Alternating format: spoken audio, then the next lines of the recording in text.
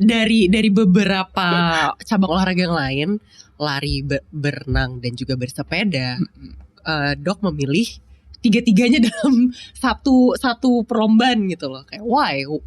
Capek, ya istirahat aja. Ngos-ngosan udah bunyi nih udah bengek, ya jangan digas lagi dong gitu. Sebenarnya very easy. Recovery-nya sendiri yang basic paling bawah tau gak apa sih sebenarnya? Apa Dok?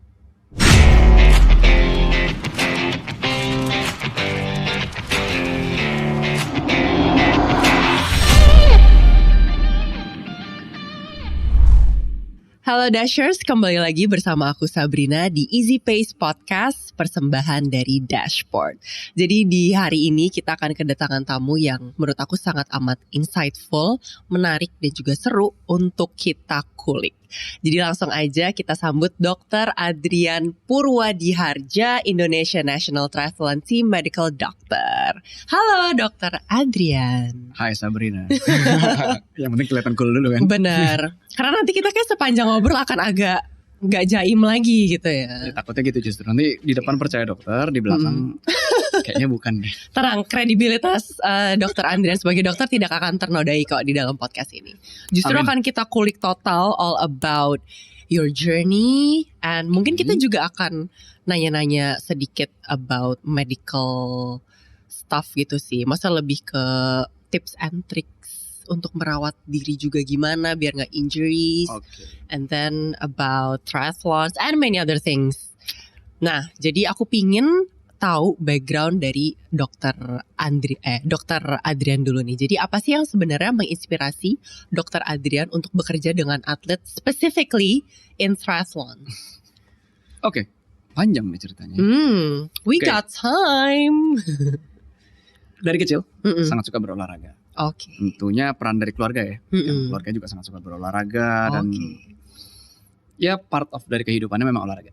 Jadi sebenarnya sudah lahir dari keluarga yang sangat aktif gitu ya. Betul, ayah ibuku sangat suka berolahraga. But who's your biggest influence dari ibu atau bapak? Pasti ada yang 70% lebih dominan gitu dalam. Kan ada kakek juga ya. Dulu kakek dari kecil ngajakin badminton dan lain-lain. Oh, that's so Jadi, nice. sangat part of my family banget sih olahraga itu pada dasarnya. Gitu.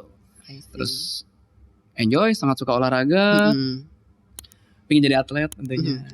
Dulu keinginannya atau mimpi ingin jadi atlet apa? Dari kecil pingin banget jadi atlet yang bisa mewakili Indonesia. Intinya itu. Bawa in bendera. any kind of sport, yang penting mewakili Indonesia. In any kind. Tapi keluargaku tuh cukup erat dengan badminton. Jadi pingin banget jadi atlet badminton waktu itu. Dari kecil latihan cukup serius dan lain-lain. Cuman ya mungkin belum kayak sekarang ya olahraga ya. Zaman dulu kan kalau jadi atlet hidupnya gimana itu masih belum terlalu jelas. Masih ada that big question. Iya, mungkin masih sampai sekarang ya pada dasarnya. Cuman sekarang udah mulai berubah ya karena sport industry juga makin bagus. Salah satunya juga karena Dash juga nih. Masuk. Terus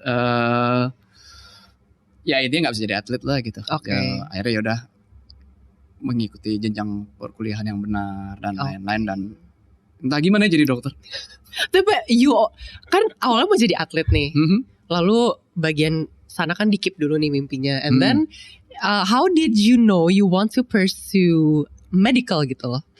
Karena kan itu again itu kan membutuhkan jangka waktu yang panjang ya dok ya.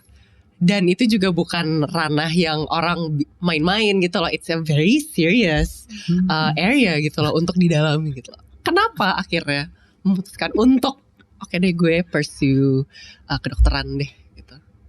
Ini sesinya jadi sesi curhat nih jadi kalau kayak gini. Ini panjang nih kalau ini. Jadi menurut Dok Adrian nih. Gimana jadi dokter? Gak ada yang tahu. Just let it happen. Mungkin God's way kalau aku ngomong soal gitu. God's way. Gak pernah tahu karena waktu kecil ditanya ke sekolah, kuliah dan lain-lain sukanya itu yang exact. Mathematics, physics. Terus, cocok dong berarti ya. Enggak dong, kedokteran tuh banyak artnya sebenarnya. Nah, salah. Terus, jadi waktu kecil tuh ditanya gitu, mau jadi apa kamu cita-citanya? Biasa orang yang tidak punya cita-cita jelas gitu, jadi apa aja selain dokter? Iya. Seriously, apa aja selain dokter? Itu bahkan sampai SMA. Penjurusan ditanya, mau jadi apa? Apa aja deh selain dokter karena gue nggak suka biologi. dokter tuh biologi, nama otot, nama itu panjang gitu. And look where you work now. Makanya itu nggak ada yang tahu. Ucapan itu adalah doa ya. Betul. Jadi jangan sebut kata bukan ya. Jangan sebut kata bukan. Jangan sebut kata tidak ingin. Betul, selalu ingin aja deh. Nah, terus ya itu di SMA biasalah ada penjurusan. Kita tes dan lain-lain. Hasilnya penjurusannya nomor 1 dokter. Oke, nggak percaya kan? I don't believe this, I don't trust this. Oke, ganti. Tes yang lain, yang di luar sekolah. Dokter. Pihak keluarga tentunya sangat mendukung dong. Betul. We have a doctor in the family. Gak ada keluarga gue dokter, gak ada sama sekali itu. Ada tapi jauh sekali ya, nggak relasi secara langsung ya. Terus dari ya karena kembali kakek gue, nenek gue juga sangat memberi influence buat gue buat olahraga gitu ya. Jadi maksudnya pada saat itu juga kakek nenek gue tuh kayak ngomong, pengen ada cucunya jadi dokter. Hasil tes dokter. Betul. Keluarga setuju dokter. Itu doanya tebel gitu. Doa dari eyang-eyang ya biasanya tuh. Ya udah, tes aja dokter tanpa pilihan kedua waktu itu kayaknya. Ya udah tes. Nggak tahu untungnya pas Yala keterima. God's way. God's way. This is God's way. Gitu. Oke, akhirnya keterima dan mulai tuh mendalami. Ya mulai bukan mendalami kali ya, di awal kuliah aja gitu ya, kayak anak kuliah biasa, nggak ada bedanya sama kuliah yang lain sih sebenarnya gitu. Kuliah kedokteran, but you have to be really serious to have learn anatomy. Dan aku tuh anak IPS banget, bukan anak IPA, so like komponennya banyak kan harus dipelajarin. Like you have to memorize basically like human body, drugs and everything else, kayak iya kan? Iya sama aja nggak sih sebenarnya, cuman beda part aja gitu kan. Ini memang orang pintar seperti ini gitu loh. Saya enggak dong, di IPS juga banyak banget hal-hal yang socially gue gak ngerti gitu. Cuman bahasanya diisi jadi Latin aja gitu. Fair enough. Dan sebenarnya lebih mudah dipahami tubuh kita sendiri gak sih? Iya. Lo tahu ini otot apa gitu, jelas lebih gampang. Kalau kadang sosial kan agak dibayang-bayangin gitu. Mungkin lebih susah buat gue jadinya gitu. Kalau misalnya guru IPA aku adalah dokter Adrian, dulu mungkin saya sudah jadi dokter sekarang. Menyenangkan sekali loh cara penjelasannya. Untungnya enggak kan? Jadi aduh. Oke, jadi akhirnya udah tuh kuliah seperti anak-anak pada biasanya segala macam. Terus akhirnya bisa terjun ke dalam dunia apa ya? Kan sekarang Dok Adrian itu berarti medical doctor for Indonesia National Triathlon Team. Untuk SEA Games 2 kali yang lalu. Untuk SEA Games yang sebelumnya. 2022-2023 sepertinya. Iya, 2022-2023. Moga-moga selanjutnya juga ya. Amin. Like how did you end up there? Oke, kalau itu mungkin karena gue suka olahraga, suka men-challenge diri dengan ya hal-hal yang rasanya ini kurang masuk akal dilakukan, tapi kok banyak orang melakukan ya gitu. Which is triathlon. Yes. Menarik, tapi itu memang menarik sih dok. Itu memang dunia yang menarik banget juga ya menurut aku. Triathlon itu candu sih pada dasarnya. I mean, orang tuh punya kekuatan super tuh aku ngeliatnya yang ikutan triathlon sih. Enggak juga sih. Semuanya juga super sih kalau dalam elite level ya. Cuman triathlon ini punya daya tarik tersendiri sih kalau buat gue. Daya tariknya apa yang bikin buat Dok Adrian akhirnya okay, that is interesting, that is intriguing. I'm gonna chase that gitu. Barang ini kurang masuk akal awalnya gitu nih. Kayaknya gitu nih, barang ini kurang masuk akal nih. Kenapa banyak triathlete gitu. Dan kalau ngeliat pertandingan ini semuanya. Jadi kata-kata Iron Man ini menurutku lebih ke arah Superman kali ya. Superman, gitu. Dan betul. ya itu karena itu kayak men-challenge diri. Ini kayak kalau gue bisa ini bakal awalnya sih buat diri sendiri bakal keren banget nih. I beat myself gitu. Di hal yang awalnya gue sangat gak suka. Karena dari SMA, dari kuliah tuh ikut pertandingannya selalu yang kompetitif. Badminton, soccer, futsal, yang ada skornya pingpong, kan, ya, basket, ya semua lah, volley, suka banget yang mengalahin orang lain. Terus mungkin ya karena sudah semakin tua mulai memahami gitu ya. Kayaknya, lebih mindful kan. Seolah-olah gitu. Kayaknya nggak usah ngalahin orang lain deh. Musuh utama tuh diri sendiri nih kayaknya gitu. That's such a good quote. Tapi kan kembali kenapa triathlon, kenapa lari aja gitu. Kenapa? Dari beberapa cabang olahraga yang lain, lari, berenang dan juga bersepeda, Dok memilih tiga-tiganya dalam satu perlombaan gitu loh. Kayak why triathlon? Oke, mungkin kalau ini basicnya satu, karena gue bosan. Oke. Gue tidak bisa diam dalam waktu seperti tadi goyang-goyang terus. Iya benar. Tidak bisa diam dalam waktu yang lama, apalagi melakukan hal yang sama berulang-ulang. Jadi kalau lari aja terus-terusan kayaknya ya walaupun ternyata nggak membosankan ya, karena challenge-nya besar sekali. Betul. Cuman buat gue lebih cocok sesuatu yang shifting gitu. Jadi stimulannya ada gitu ya. Oh habis lari, yes gue nanti renang, yes nanti dan gue sepeda. menantang banget kan, ada namanya transition di tengah-tengah itu. Jadi pada saat kita dari lari ke pertama kan renang. Dari renang ke sepeda pun tuh ada namanya transition. Kita berpindah jadi sepeda, beda alat, beda fuelingnya dan lain-lain. Itu menarik buat dipikir gitu. Bener. Dan cepet-cepetan di waktu itu menarik banget gitu. Jadi challenge-nya lebih banyak sih kalau buat aku ya. Jadi kembali suka menantang diri, dan yang lawannya suka menantang orang lain, sekarang menantang diri sendiri. Jadi triathlon pilihan yang tepat deh. Bener. Kalau dari olahraga sendiri nih, apa yang bagian mana dari olahraganya yang excite you the most gitu loh? Is it the running? Is it the cycling? Is it the swimming? Kayak yang paling challenging dari 3 itu apa menurut Dok Adrian? Paling challenging? Pastinya renang. Oh renang. Why? I mean, I thought cycling atau running kan juga takes a lot of physical endurance gitu loh. Tapi kalau berenang?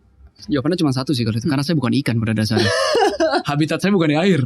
Make sense. Oke, jadi buat saya itu paling challenging. Kalau di darat lari, ya kita dari kecil udah lari lah gitu. Walaupun ya mungkin nggak suka-suka amat juga gitu.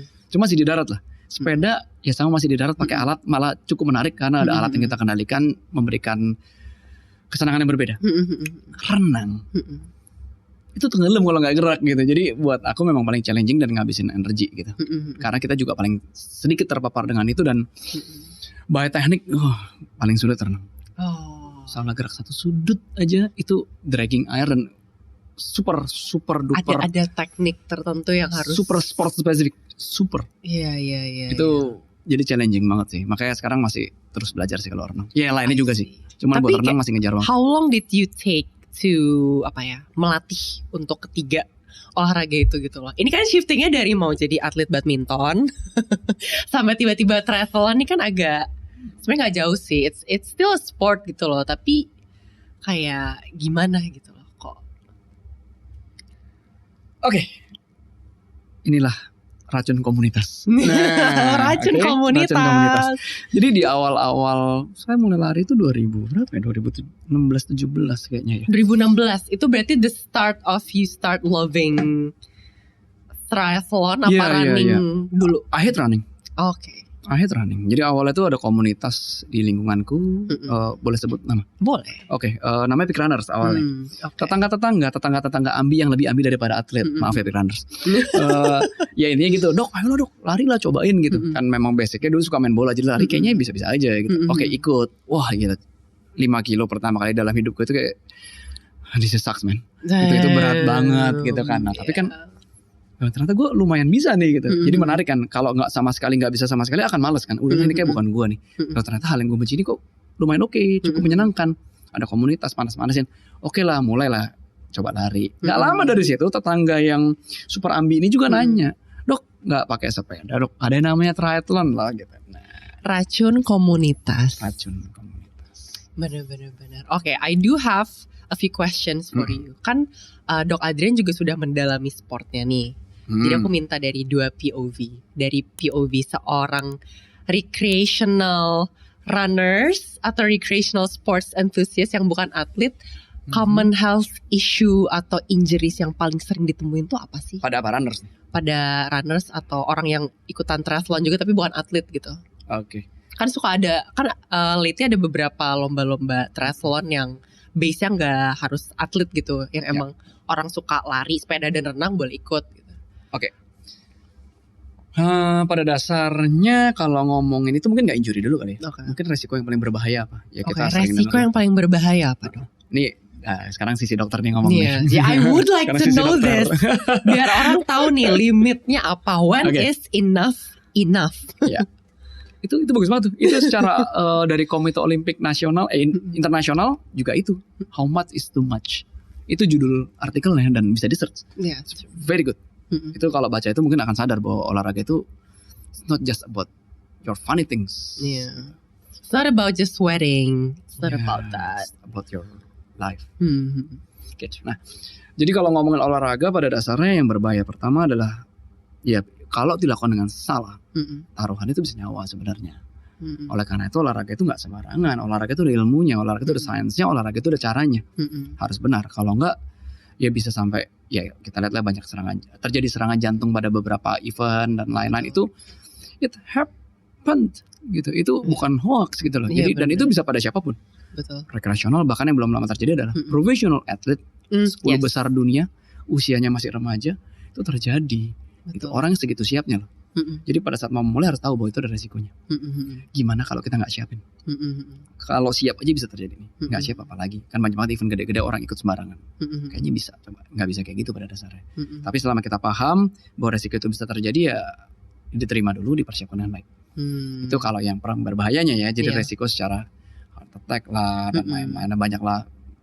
Heat stroke and everything. Oke. Tapi kalau ngomongin di luar itu yang sedikit lebih ringan mungkin tapi berbahaya juga adalah injury. Injury, yes. Yang injury ini bisa terjadi pada semua bagian tubuh tergantung dari olahraganya. Dan yang paling utama lagi adalah internal risk factor kita. Oke. Dibagi jadi 3 sebenarnya. Faktor risiko internal kita, faktor risiko eksternal atau di luar kita, dan yang terakhir adalah kejadiannya seperti apa. Jadi kombinasi itu banyak. Nah cuman kalau yang bisa kita ubah paling dasar ya adalah diri kita sendiri nih. Kebanyakan cedera itu berhubungan dengan bagian tubuh kita yang paling banyak dipakai pada olahraganya. Jadi overtraining. No, overuse injury. Overuse. Kalau overtraining itu secara keseluruhan di badan kita jadi sebuah sindrom. Tapi kalau ngomongin part dari cederanya, kebanyakan kalau yang olahraga repetitif ya, contohnya kayak running, cycling, swimming. Dan dalam durasi yang panjang. Betul. Gitu ya. Endurance, repetitif, kebanyakan sih overuse jadinya. Tapi kalau kita ngomongin yang kayak tadi competitive sports, pakai poin dan lain-lain, itu bisa cedera akut juga banyak terjadi. Misalnya jatuh, kepletak, itu juga bisa terjadi pada endurance ya. Iya. Cuman partnya akan lebih banyak pada saat olahraga kompetitif, apalagi yang kontak sport, ya cedera banyak. Iya, itu cederanya langsung ya kalau kontak sport. Betul. Obviously. Oke, nah dok, aku juga pengen tahu ada nggak sih strategi dari Dok Adrian yang bisa menjadi info buat kita semua untuk mengoptimize recovery nih abis intense training atau abis competition itu seperti apa dok? Ini berarti kayak the advice that you give to athletes as well ya untuk mengoptimize recovery itu gimana dok? Itu kuncinya sih. Kalau buat saya recovery is the key. Jadi kalau buat atlet saya atau orang yang akan saya handle secara khusus untuk mengikuti sebuah pertandingan dengan target tertentu, pertanyaan pertama saya bukan kamu siap latihan berapa lama, tapi kamu siap recovery nggak?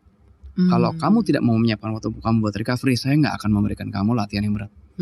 Kenapa? Karena tubuh kita nggak akan catch up. Jadinya bukan makin bagus, tapi makin turun malah jadi cedera. Bahkan bisa ya sakit dan lain-lain, overtraining dan lain-lain. Makanya buat saya recovery is the key. I see. Gimana caranya? Banyak banget. Gimana cara melimit badan sendiri? Keinginan untuk harus recovery, harus rest day. Sulit.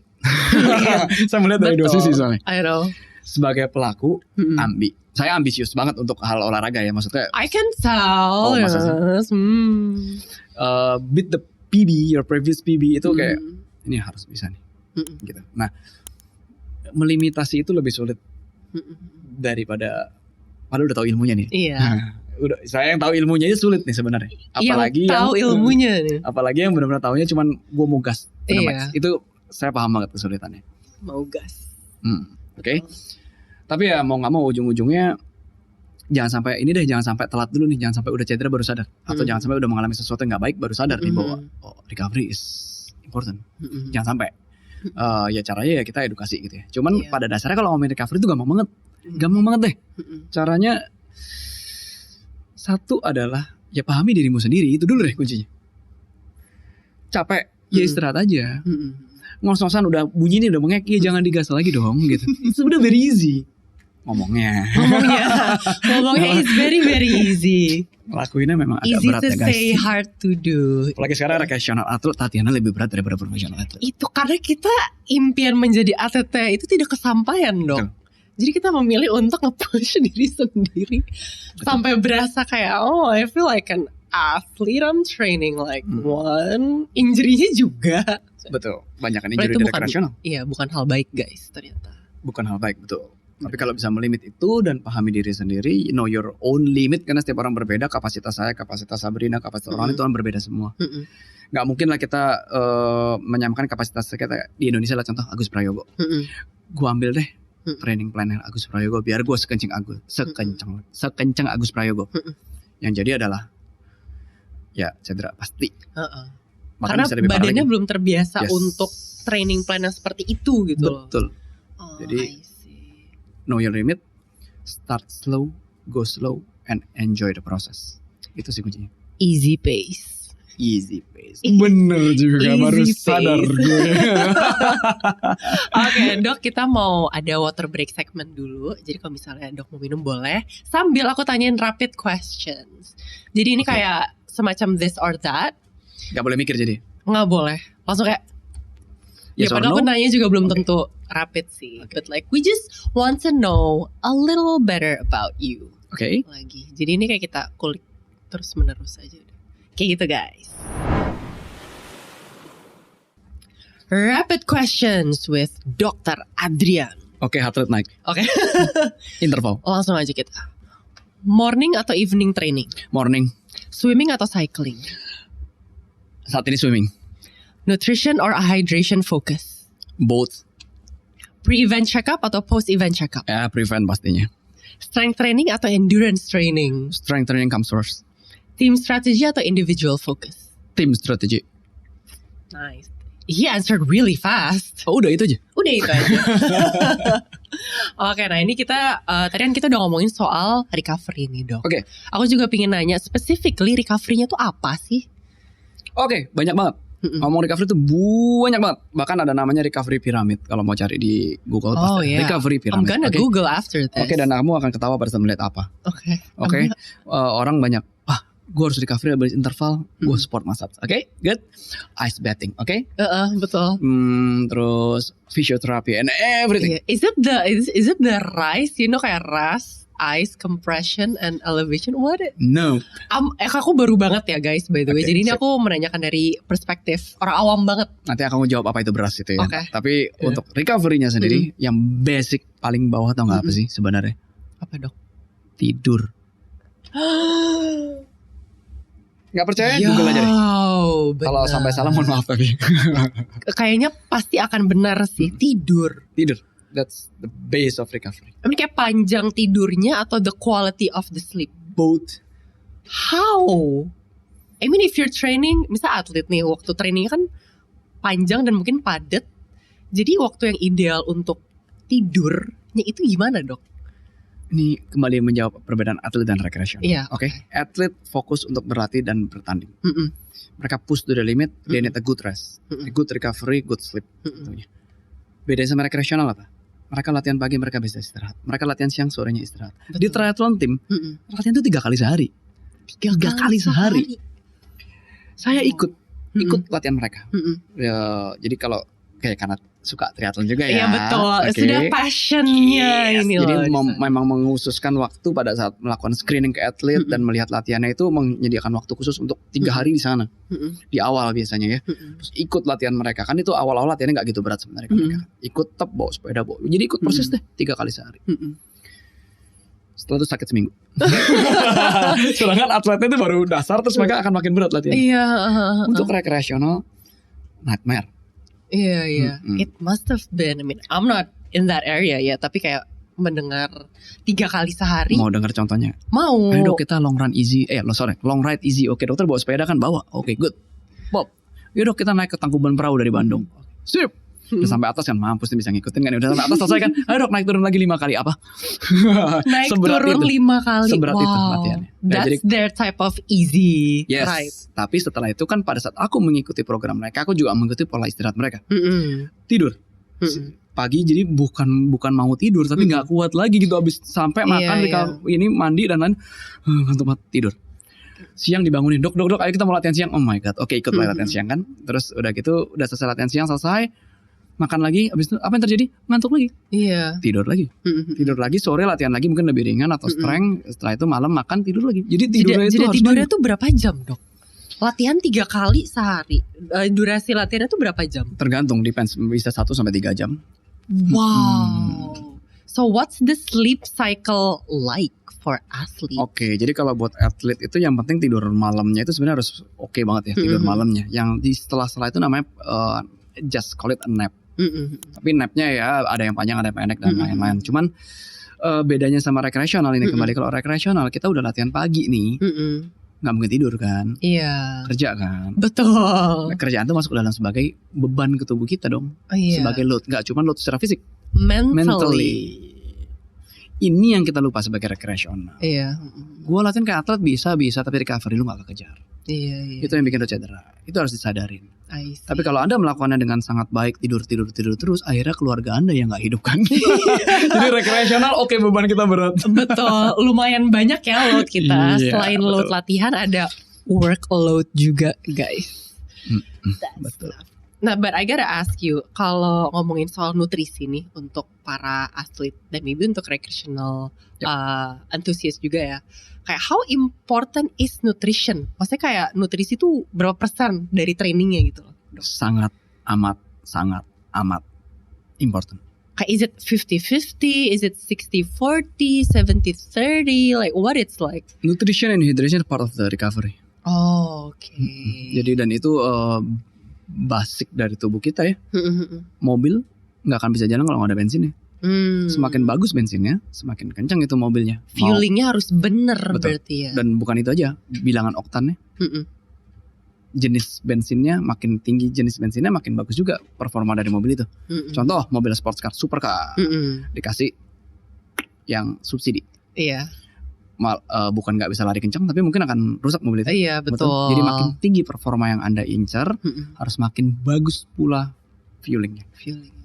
Dan makin boros fuelingnya, makin harus sering diisi kan. Ya intinya konsepnya segampang itu. Bener. Cuman kalau diterjemahkan ke manusia, karena kita mampu beradaptasi, akhirnya kayak gue kuat nih nggak makan nih, sekalian nurunin berat badan. Itu kan itu sering banget terjadi tuh. No. Ada masalahnya jadi crash nggak sih kalau nggak kita isi? Betul. Yang kita kan pakai bener kan. gitu. Betul. Jadi part latihan itu sebenarnya kita melakukan damage ke otot kita, ke bagian tubuh kita lah dengan micro tier. Dan itu akan diperbaiki pada saat kita recovery, termasuk tidur, makan dan lain-lain itu loh. Kalau nggak kekejar, ya damage-nya nggak membaik kan, malah bisa permanen. Itu yang nggak boleh. Makanya penting banget tuh nutrisi, recovery and everything. Itu penting banget. Kalau nggak you just damage yourself. Kamu nggak meningkatkan performa, udah boro-boro ngomongin masalahnya di performa. build, dimasukinnya betul. mendoan. Bukan mendoan yang salah loh. Bukan ya. Bukan mendoan yang salah. Bukan mendoan yang salah. Kitanya yang bener. salah. Tapi ada dietary recommendation nggak dari Dok Adrian seperti apa? Mungkin bukan untuk atlet ya, tapi untuk recreational athletes. Kayak gitu. Kalau buat athletes ini sedikit ya, di triathlon tim Indonesia itu bagus banget sebenarnya karena kayak gimana sih Dok? Aku juga pengen tahu dong. Oke, sangat komplit dan holistik sebenarnya. Jadi ada ahli gizi sendiri, ada sports, ada waktu itu saya sebagai dokternya, ada terus ada psikologiknya. Oh, ada psikologiknya juga. Ini interesting loh, because you said holistic. Iya. Like berarti mind body balance, mindnya tuh dijaganya kayak gimana gitu? Sangat ada pemeriksaan awalnya, ada konselingnya. Kalau ada kesulitan bisa bicara, nggak usah sampai mengalami depres baru ngomong gitu.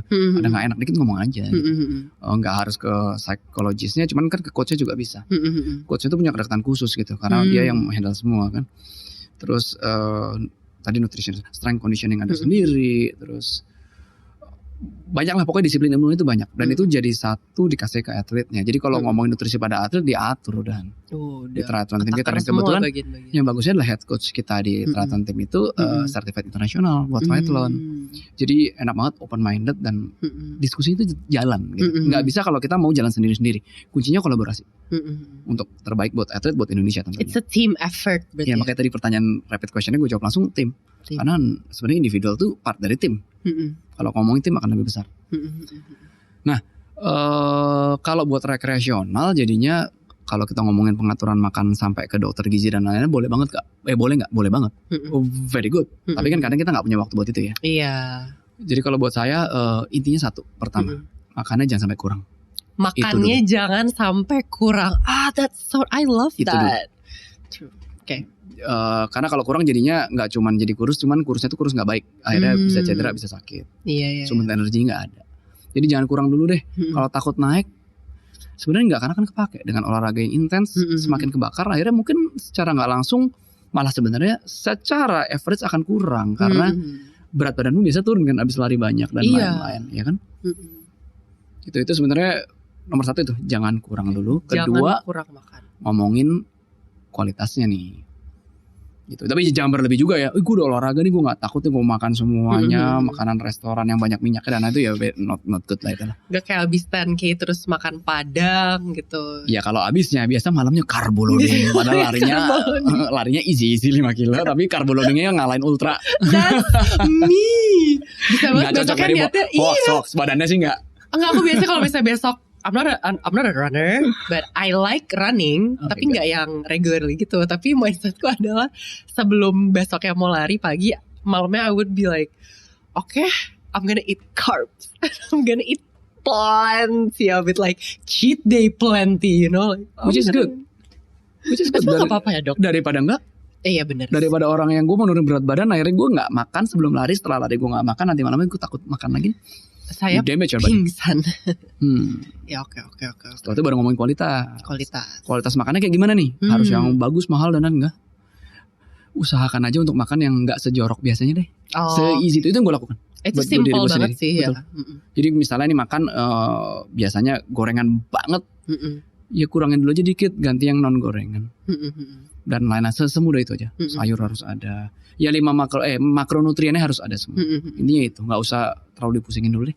Kalau udah sampai ke level yang mau naik ke lebih serius lagi, itu baru mulai boleh consult. I see. Tapi aku jadi penasaran healthy lifestyle ini. I mean pasti menurut aku tuh Dok Adrian juga pasti ada diet plan-nya sendiri juga kan.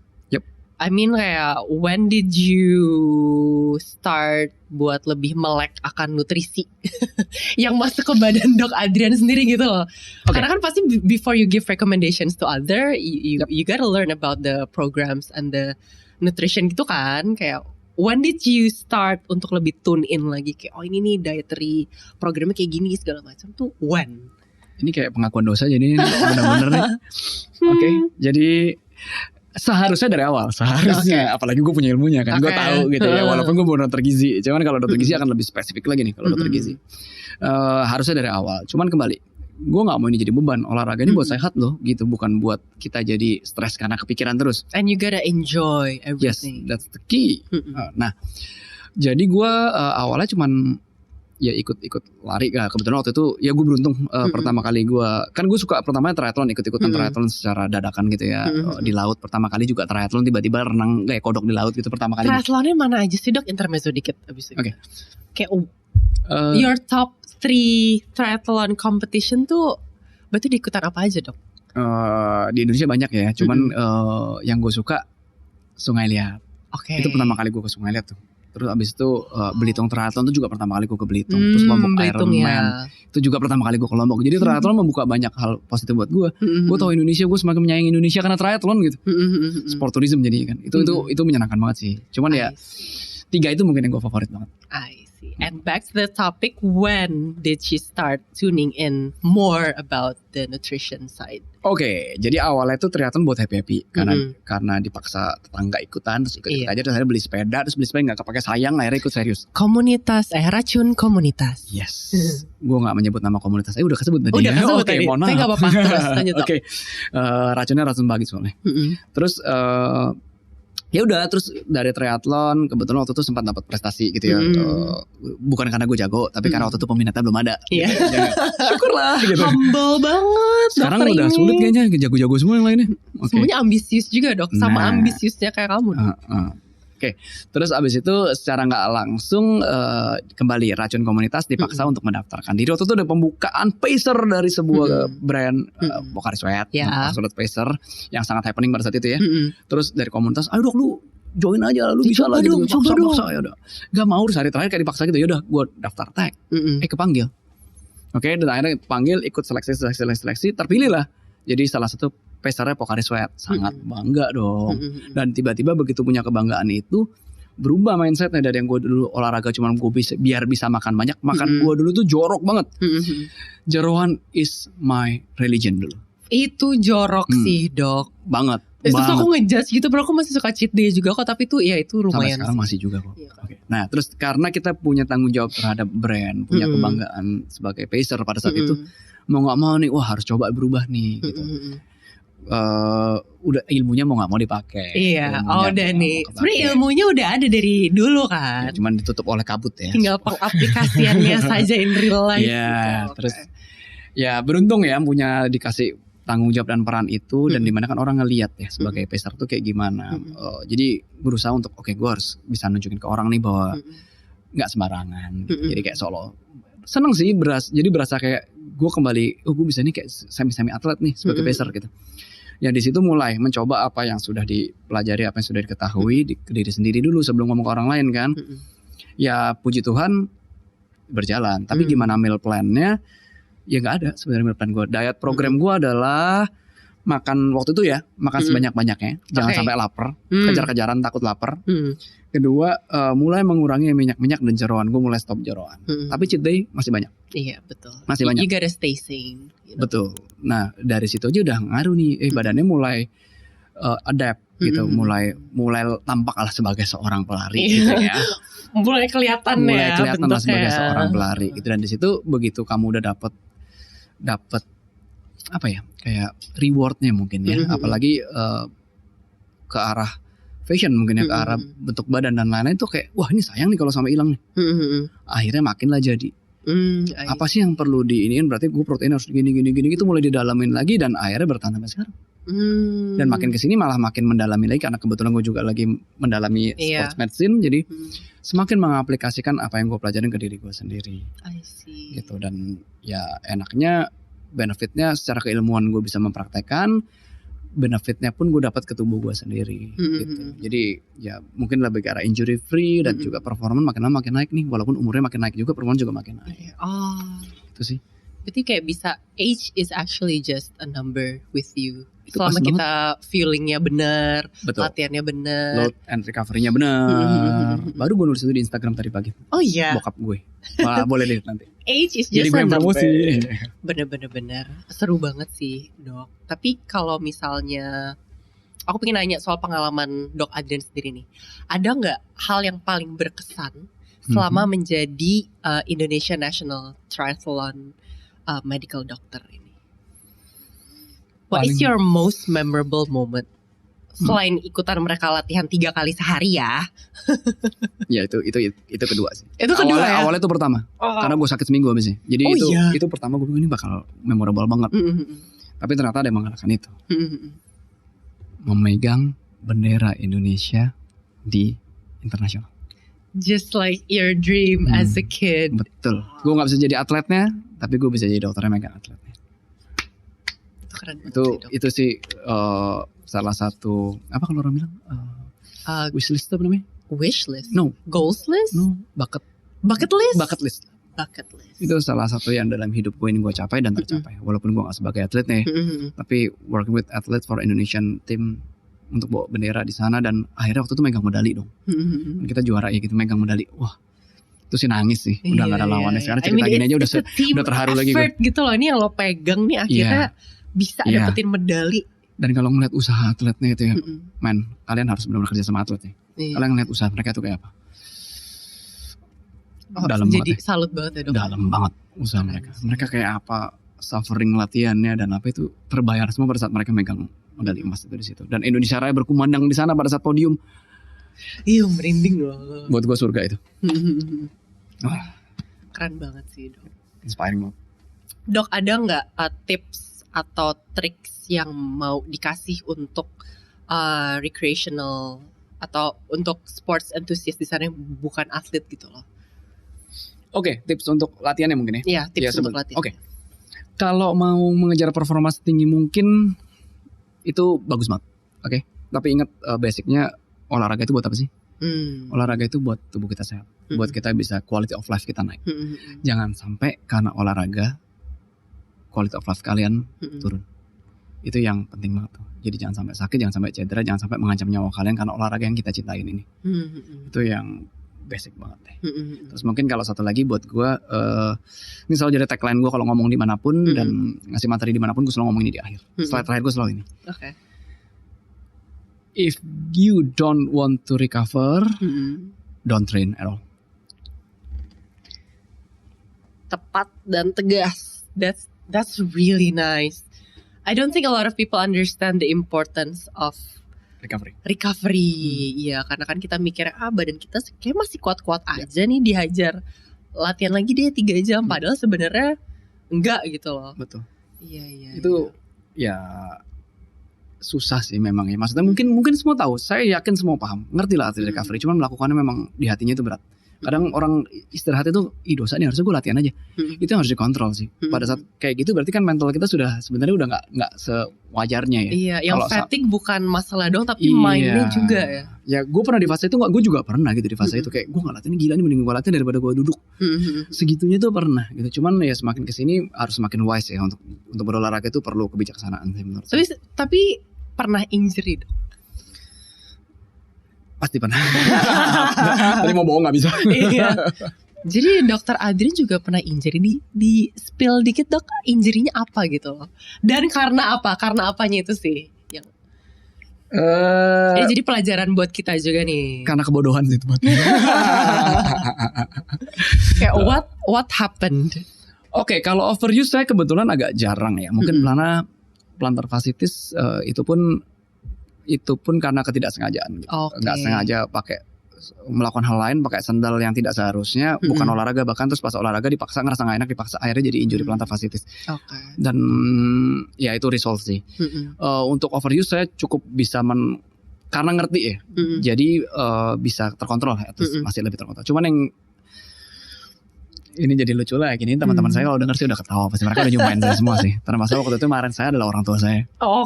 Saya waktu itu mau ikut swimming ada Indonesia Open waktu di GBK. 3 hari sebelumnya ikut pertandingan kompetisi futsal. Patah ankle karena ditekel dari belakang. Wow, sampai patah dok? Patah. My ankle kiri. Aduh, aku ngilu banget. Itu kayak kebodohan salah satu kebodohan terbesar dalam hidup saya. Dan agak sedih sih dengarnya karena Hamin 3 banget tuh. Hamin 3 dan maksudnya itu cuman turnamen yang bukan buat serius kan, yang saya serius kan triathlon gitu lah. Dan dengan kayak gitu kan parah banget. Activities actually. Yes, fun activities yang ya kembali itu karena mentally juga ambi. Gue bisa, gue harus bisa, gue harus menang. Itu jelek banget sih buat saya ya. Ambinya harus bisa dikontrol. Iya, I see. Wah, oke. Tagline lagi dok sebelum kita closing. Tadi tagline dari Dok Adrian apa? Dok Adrian apa? Diulang aja nih. Ulang aja. Yang terakhir aja ya? Oh enggak, agak beda mungkin. Oke. Know your limit. Listen to your body. And yang terakhir, if you don't want to recover, then don't train at all. Itu dia dari Dok Adrian. Thank you so much Dok. Thank you very much. Your time, very nice for your energy, udah sharing sama kita hari ini. Sangat amat insightful sih. Ini buat dashers yang masih suka lupa the importance of rest, recovery, and also nutrition. Semoga hari ini episode-nya bisa sangat insightful buat mereka ya dok ya. Amin, semoga bermanfaat ya. Yes, dan itu dia tadi sesi kita bersama Dr. Adrian Purwadiharja, Indonesia National Triathlon Team Medical Doctor. Dan semoga ini bisa menjadi episode yang sangat amat bermakna buat kalian. Jangan lupa dengerin terus podcast Easy Pace di Spotify dan channel YouTube Dashboard. Jadi tentunya nanti kita akan balik lagi dengan episode yang lebih seru dan inspiratif. So I'll see you guys on the next episode. Dadah. Thank you.